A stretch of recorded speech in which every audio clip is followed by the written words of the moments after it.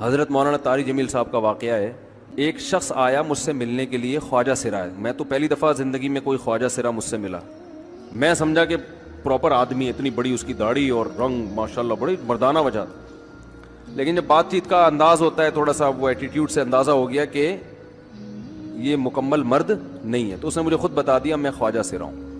میں نے کہا بھائی ہم سے ملنے کے لیے کیسے آیا آپ, اتنی بڑی داڑھی آپ کی. اس نے اپنا جو واقعہ سنایا نا, میں 3 دفعہ وہ واقعہ سناتے ہوئے رویا ہوں. اور جب وہ سنا رہا تھا اس وقت میرے آنکھوں سے آنسو نکل رہے تھے. اس نے یہ ابھی بھی میرا بیان سنتا ہے وہ.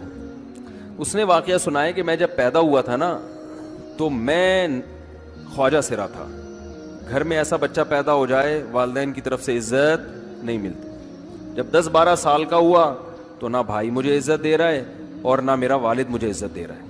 میں بھائی کے ساتھ کہتا ہوں مجھے باہر لے کے جاؤ تو وہ کہتے ہیں لوگ میرا مذاق اڑائیں گے تمہیں دیکھ کے. ظاہر ہے اس کی حرکتیں تھوڑی زنانہ لڑکیوں والی حرکتیں ہوتی ہیں.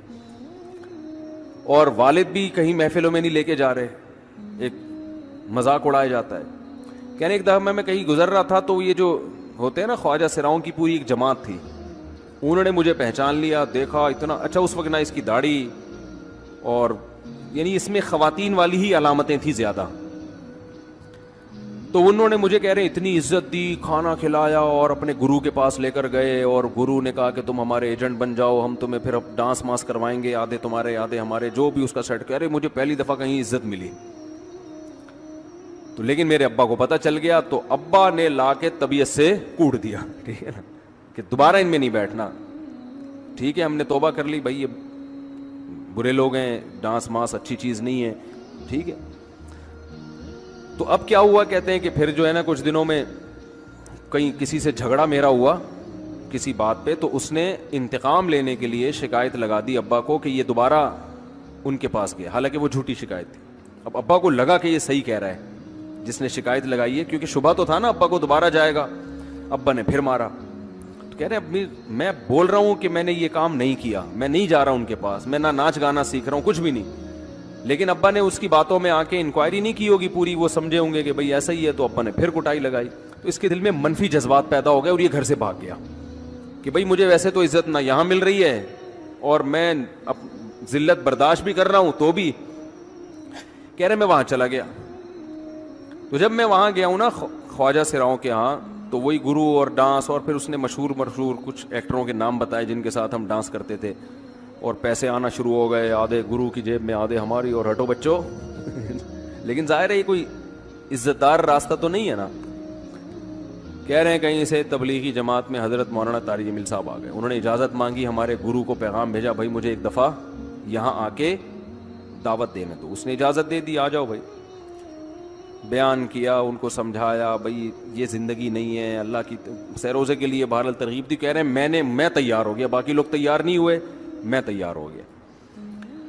کہہ رہے میں نے گرو سے اجازت لی, اس نے کہا جاؤ لگا لو سیروزہ.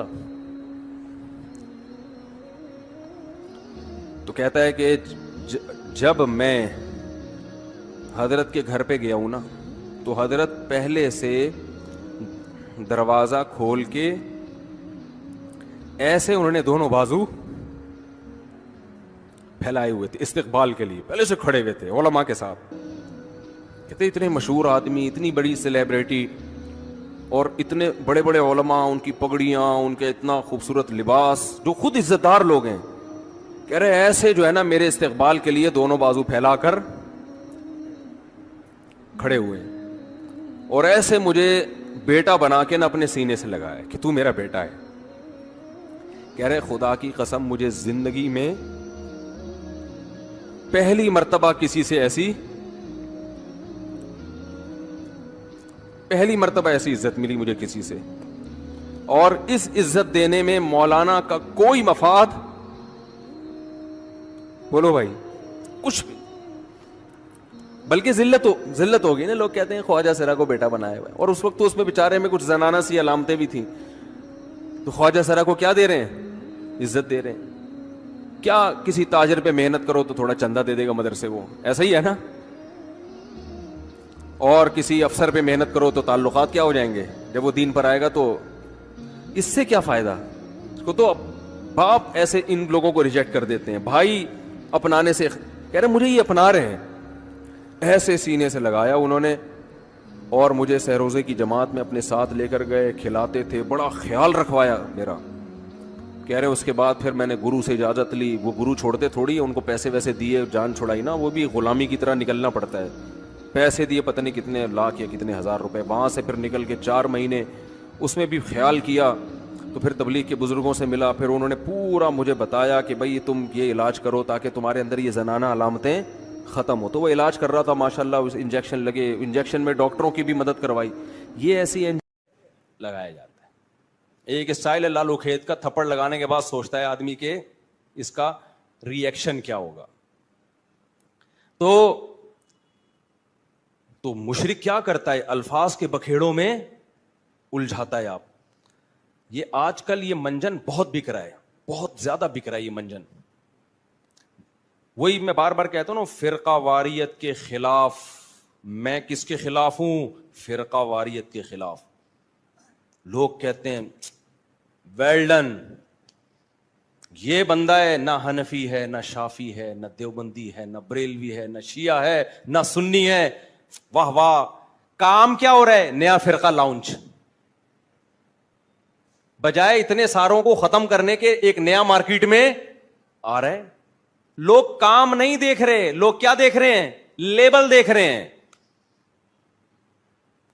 تو بھائی ہم تو یہی چیخ چیخ کے تھک گئے, اللہ کے بندو لیبل مت دیکھو, کام دیکھو. دیکھو تبلیغ والے فرقہ واریت کے خلاف ہیں, کام سے پتہ چلتا ہے خلاف ہیں.